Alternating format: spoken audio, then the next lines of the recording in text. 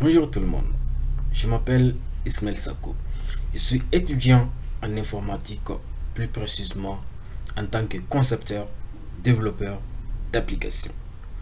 Alors aujourd'hui, je vais vous parler de Symfony 6 et de PHP 8. Alors, Symfony, qu'est-ce que c'est? C'est un framework PHP. Donc, si je dis Symfony, il n'est pas le seul d'ailleurs. Il y a Laravel, il y a PHP, Zend qui sont tous des frameworks de PHP. Alors, pourquoi doit-on utiliser un framework aujourd'hui étant donné que le langage de programmation lui-même est là? Alors, la raison est simple. Le framework est un ensemble de librairies qui regroupe plusieurs composants de langage au sein de plusieurs dossiers. Alors, si par exemple on a besoin de créer une classe d'une méthode en PHP dur, il y a ces fonctionnalités qui sont déjà développées par des développeurs déjà expérimentés et qui sont à notre disposition. Nous avons qu'à les appeler à des bons endroits. Voilà, et surtout en termes de sécurité et de fonctionnalité. Symfony 6 aujourd'hui nous offre beaucoup de fonctionnalités et beaucoup d'aisance dans le développement. La rapidité, la sécurité, l'efficacité, vraiment, il est incroyable. Il est incroyable cette dernière version de PHP et de Symfony. Alors pour pouvoir utiliser Symfony, il faut d'abord l'installer. Alors comment doit-on l'installer? Alors pour ne pas rendre cette vidéo introductive plus longue, on va rapidement passer aux choses sérieuses, c'est-à-dire l'installation de Symfony sur notre ordinateur. Alors, let's go. Alors, d'abord, pour pouvoir utiliser cette machine bête, il y a d'abord le prérequis. Ces prérequis sont d'abord XAMPP. Il faut d'abord installer XAMPP. Pourquoi XAMPP? Parce que si on installe XAMPP, donc on n'aura plus besoin d'installer la version PHP à part. Et XAMPP va nous permettre aussi d'utiliser la base de données. Parce que si on va parler de développer une application, de développer un site web, tôt ou tard, on aura besoin d'un système de gestion des bases de données pour pouvoir stocker les données de notre site internet. C'est dans ce cadre que nous allons installer XAMPP.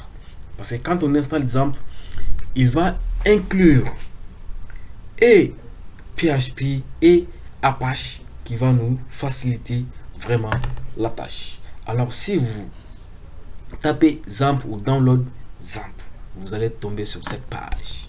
Alors, il vous dit déjà plusieurs versions.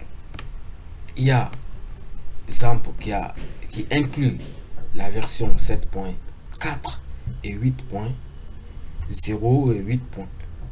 Mais c'est à vous de choisir. En tout cas, pour pouvoir utiliser la version 6 de Symfony, il faut au minimum PHP 8. Donc vous cliquez selon vos besoins. En tout cas, il faut utiliser une version 8 de PHP, que ce soit en version 8.0.15 ou 8.1.2, ça dépend. Moi, je ne vais pas le télécharger parce que je l'ai déjà installé sur ma machine. Ensuite, il va falloir la chronologie ou l'ordre de téléchargement ou d'installation sont très importants. Par exemple, si vous n'avez pas une version PHP installé sur votre machine. Si vous avez essayé d'installer Composer, ça ne va pas marcher. Et vous allez sur getcomposer.org/download. Vous allez télécharger selon votre plateforme d'utilisation, selon votre système d'exploitation. Moi, je suis sur Windows et vous allez cliquer sur ici, Composer-exe. Il va télécharger cet outil. Moi, je ne vais pas cliquer aussi parce que je l'ai déjà installé. Je l'ai déjà installé sur ma machine. Alors, aussi, je vous montre l'exemple. Par exemple, déjà Composer, il est là pour vous montrer l'exemple qu'on ne peut pas installer Composer tant qu'on n'a pas une version PHP installée sur notre machine. Vous allez le voir tout de suite. Il vous ouvre cette fenêtre. Installé pour tous les utilisateurs ou pour moi seulement. On dit recommandé, c'est pour tous les utilisateurs. Vous cliquez Next. Alors, Next. Et regardez, bing bon, il vous détecte déjà la version PHP. Il dit, est-ce que voulez-vous installer avec la version PHP 8.10? Moi, je l'avais dit. Si vous n'avez pas ça, si vous n'avez pas une version PHP installée sur votre machine, il serait impossible d'installer ces machines-là. Alors, je ne vais pas le faire parce que je l'ai déjà installé sur ma machine. Donc, j'annule là. La troisième chose, c'est ce fameux Symfony. Alors, si vous arrivez sur symfony.com, il y a un point en haut à droite, Download. Vous venez, Scope, tout ça, il y a pour Linux, il y a pour macOS et il y a pour Windows. Vous cliquez sur Windows par exemple, vous voyez, voilà, Windows. Tout ça ne vous regarde pas. Vous descendez jusqu'en bas. On dit comment créer déjà une première application avec Symfony. Il y a plusieurs manières. Il y a une manière avec Composer. Mais pour rendre les choses plus faciles, vous allez ici. Par exemple, get, il faut voir l'URL. Vous allez sur get.symfony.com/cli/setup.exe et vous allez télécharger ces petits logiciels de Symfony. Ça vous permettra d'éviter de taper Composer, Create, ainsi de suite. Tout simplement, si vous ne pouvez composer, vous ne pouvez taper ces commandes avec moi que lorsque vous avez ce petit utilitaire installé sur votre machine. Si vous n'en avez pas, il y a d'autres manières de le faire avec Composer. Comme je n'ai pas de temps de passer par là, moi j'ai déjà ces petits outils installés sur ma machine. C'est Composer CLI. Son nom c'est Symfony CLI. Allez, on passe. Et quand vous avez tout ça en place, maintenant, pour créer une première application, vous avez deux manières. La première manière, c'est quoi? C'est Symfony New Web App, le nom de votre application. Mais cette première façon de faire, ça va vous donner seulement une arborescence d'un site que vous allez créer, mais il y a beaucoup de choses qui manquent parce qu'il n'y a pas de base de données et tout ça. Il y a beaucoup de choses qui manquent. Mais maintenant, pour rendre les choses plus faciles, vous n'avez qu'à copier-coller ça, la deuxième partie qui est Symfony New, le nom de votre projet. Alors, pour créer un projet, c'est facile. Vous allez juste ouvrir un terminal. Le terminal, j'espère que vous êtes à l'aise avec le terminal. Moi, je vais juste chercher dans quel environnement je travaille. PW2, il me dit je suis dans C user Ismail. Donc, je vais alors, j'ai un dossier qui s'appelle CD, le projet. Voilà. Ici, je vais copier-coller ce que j'avais copié. On dit Symfony New, le nom de votre application. Par exemple, moi, je vais l'appeler démo. Vous appelez comme vous voulez. Si vous voulez appeler le Satan ou voilà, comme vous voulez. Et maintenant, pour avoir toutes les fonctionnalités de Symfony, j'ajoute full en anglais, tout, et j'ai appuyé sur Entrée. Ça va mouliner un peu, on attend.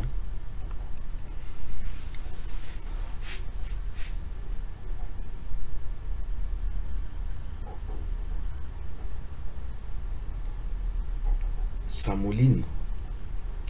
On attend qu'il termine avec l'installation.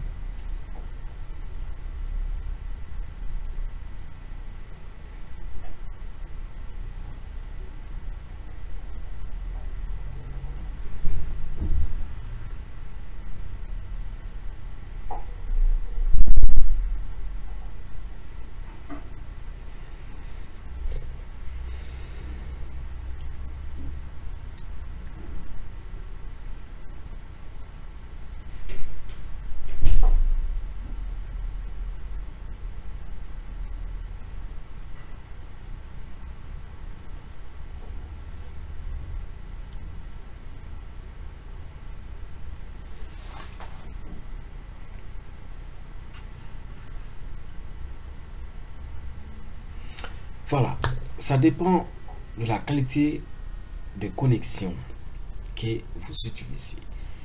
Alors, une fois que c'est fini, moi je navigue dans mes dossiers avec un terminal parce que je suis à l'aise avec. Si vous n'êtes pas à l'aise avec, c'est à vous d'aller chercher. Par exemple, si moi je sais que ici je suis dans mon nom d'utilisateur, je peux entrer ici pour aller chercher mon dossier manuellement. C'est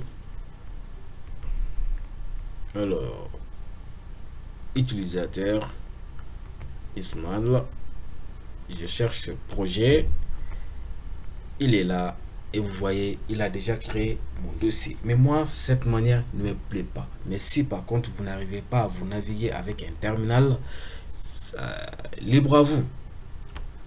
Alors je dis cd démo, je suis dans mon dossier et si maintenant il va falloir aussi rapidement, si vous n'en avez pas, il faut un éditeur de code. Et moi, j'utilise PHP Storm. Vous venez rapidement ici, PHP Storm. Et voilà. Il me demande de le télécharger. OK. Voilà, il me demande ici de le télécharger. Vous pouvez le télécharger. Mais le problème avec c'est PHP Storm, c'est payant. Mais comme vous voyez ici, en bas, essai télécharger, essai de 30 jours gratuit. Il y a la version gratuite. Vous pouvez le faire, mais c'est limité en termes de fonctionnalités. Mais si vous êtes étudiant, vous pouvez l'avoir. Comment l'avoir? Il faut mettre les mains dans les cambouis. En cherchant sur internet, vous allez tomber comment le faire, parce qu'il faut votre carte d'étudiant, le nom de votre école. Si vous êtes en France ici, il n'y a pas de souci, mais si vous êtes dans d'autres pays, il faut le voir. Dans le cas échéant, vous prenez la version gratuite, mais ça va, c'est un peu limité quand même. Ou VS Code. VS Code, c'est totalement gratuit. VS Code. Et vous voyez download, et vous tombez ici. Alors vous allez choisir selon votre plateforme d'utilisation, votre système d'utilisation. Voici pour Windows et voici pour Linux. Voici pour macOS. Comme moi je suis sur Windows, vous allez aussi voir si votre système d'exploitation était en 64 bits ou en 32 bits. Vous le téléchargez en fonction de cela. Alors, cela dit, soit dit en passant, si vous avez toutes ces conditions réunies, moi je vais aller ouvrir mon VS Code, mon PHP Storm pour pouvoir travailler avec mon projet. PHP Storm. Il est un peu lent la première ouverture parce que c'est Nidu qui est un peu lourd par rapport aux autres.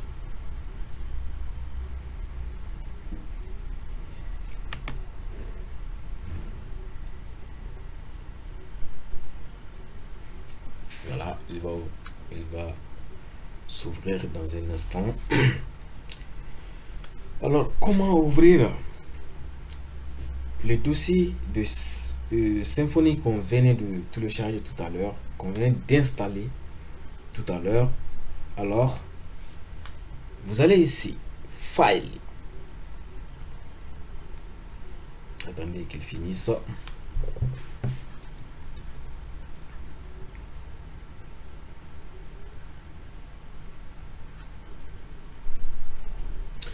Voilà, comme moi j'avais déjà un premier sujet, un premier projet, je vais changer de projet.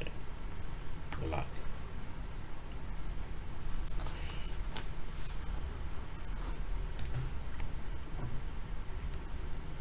Je change de projet. Vous allez dans File.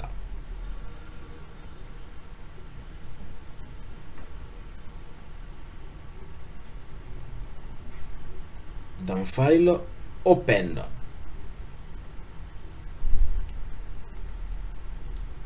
Et voilà, vous allez dans projet, et dans projet il y a deux mots qu'on vient de créer tout à l'heure avec ligne de commande. Vous l'ouvrez.